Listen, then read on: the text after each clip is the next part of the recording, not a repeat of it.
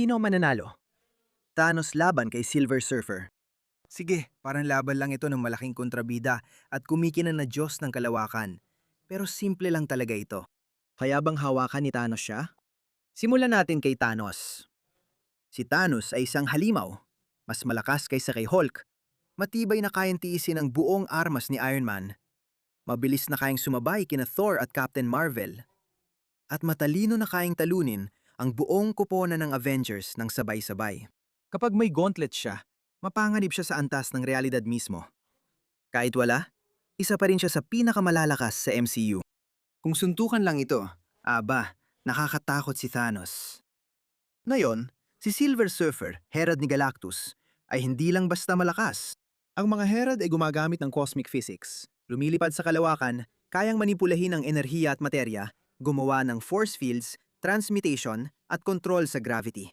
Mga kapanyariang halos pangbaluktot na rin ng realidad. Kaya ni Surfer lumipat sa gitna ng bituin, sumipsip ng energy attack, at lumaban ng mabilis nagmumuhang nakatigil ang karamihan sa mga karakter. Ibang antas na ng laban yon. Ang pinakamalaking pagkakaiba dito ay ang abot at sukat. Pinakamagaling si Thanos sa malapitan.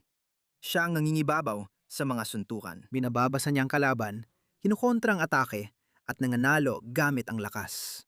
Hindi kailangan lumapit ni Silver Surfer kahit kailan. Pwede siyang lumipad, paulanan ng cosmic energy, manipulahin ng materya sa paligid niya, o gawing hindi makagalaw.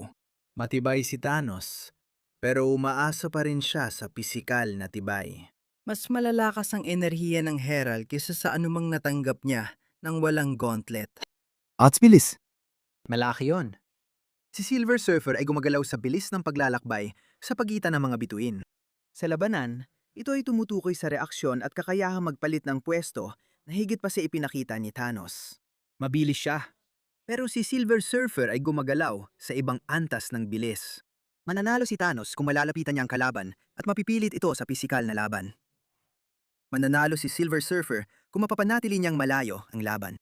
At hindi ganon kabobo ang isang Herald ni Galactus para makipagsuntukan kay Thanos. Hindi mapipigilan si Thanos laban sa mga kalabang lumalaban sa paraang gusto niya. Hindi talaga sumasabay si Silver Surfer sa paraang gusto niya. Panalo si Silver Surfer dahil kaya niyang lumaban gamit ang bilis, abot, at lakas na hindi kayang pilitin ni Thanos sa gusto niyang laban.